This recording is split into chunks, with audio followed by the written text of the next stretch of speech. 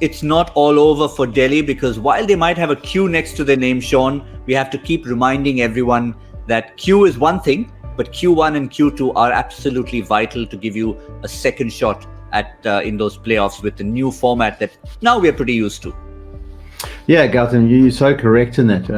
You want to be qualifying 1 or 2. It gives you 2 bites of the cherry. I think it's personally the best system in place, where you've got those guys who performed well over the season get first crack at getting into the final. And if they have a miss up on the day, then they can have another second go of getting in there.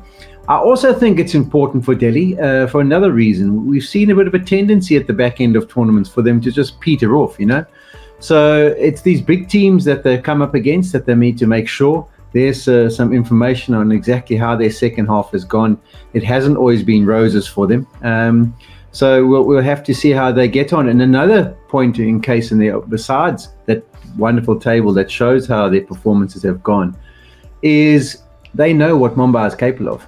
And if you get them into the knockouts, they know on any day, and they saw it in the final. I think twice Mumbai beat them in the back end of the tournament yesterday. They've seen what Mumbai can do. So as much as they want to keep their momentum going, they want to eliminate possible threats. And there's no doubt if Mumbai fire on all cylinders, and we haven't seen them fire as of yet. I mean, there's been a lot of departments that have been a little bit iffy so far since the rejig schedule took place. They'll be concerned. So if they can eliminate one of their opposition, they'll be looking to do that.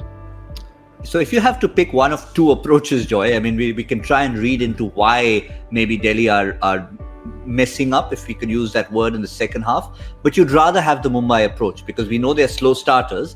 But if you're getting it right in the second half, which we like to call the business half, it means you're peaking at the right time. 5-0. My only answer to that is 5-0. That's the number of titles Mumbai has won, and that's the number of titles Delhi has won. So the fact of the matter is, it's much better to peak towards the end of the tournament. And Mumbai has done this in an art form. And I think that's the point Shaun has said. You don't discount. Sitting from outside, you do not discount how teams think. And Shaun is exactly right. Delhi would be saying, Ponting would be saying, knock out Mumbai today.